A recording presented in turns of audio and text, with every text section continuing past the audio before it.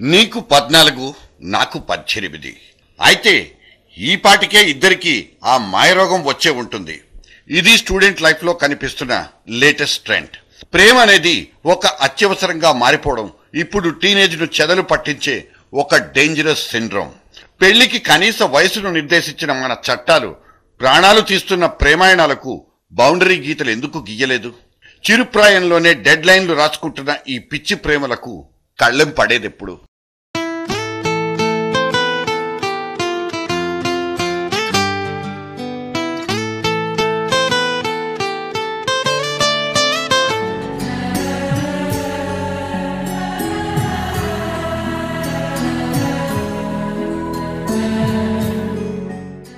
ప్రేమ భావం అపురూపం, అత్యద్భుతం.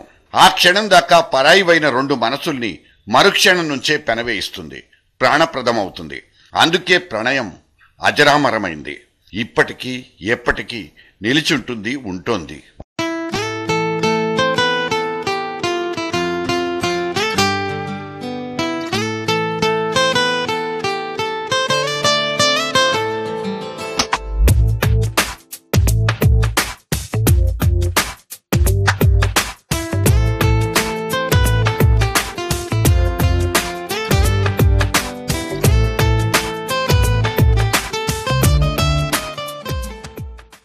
కానీ ఎదిగని వయసులో తొందరపడి కాస్త ముందే పుడుతున్న ప్రేమ పావురాలు కొన్ని ప్రేమకున్న పరమార్థాన్ని మార్చి చూపెడుతుండడం ఒక విషాద వీచిక. అవును, 2 అక్షరాల ప్రేమకు 2 నిండు జీవితాలు ఖర్చయిపోతున్నాయి. క్రమం తప్పని ఈ నెత్తుటి మడుగులు తలరాతల్ని మార్చి రాసేస్తున్నాయి. కొన్ని ప్రేమలు గొంతు కోసుకోమంటే ఇంకొన్ని ప్రేమలు మణికట్టు తెగ్గొట్టుకోమంటాయి. ప్రాణం విలువను చౌకగా చూపించే ఈ చిరుప్రాయపు ప్రేమలకు అవధులెక్కడా, ఆనకట్టలెక్కడా?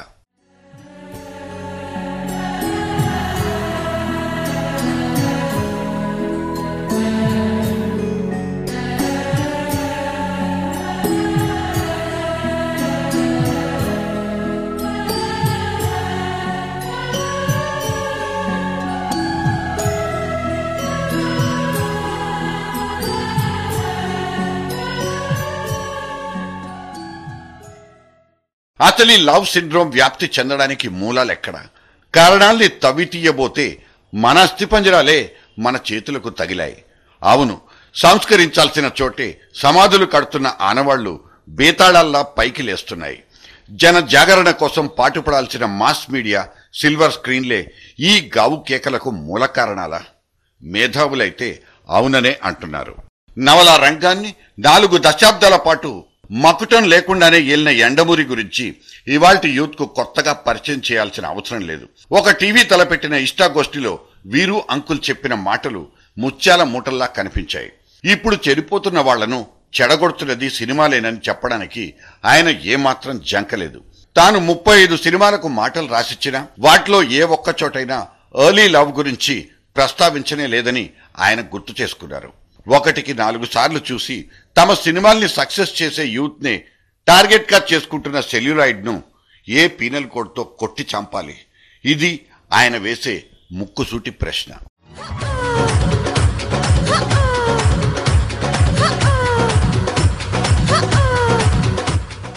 మలినం ఉన్న సినిమాలకు ఏ సర్టిఫికేట్ జారీ చేసినా సదరు సర్టిఫికెట్ ఉన్న సినిమాల్ని చూడొద్దని చెప్పే వ్యవస్థ మన దగ్గర లేదు.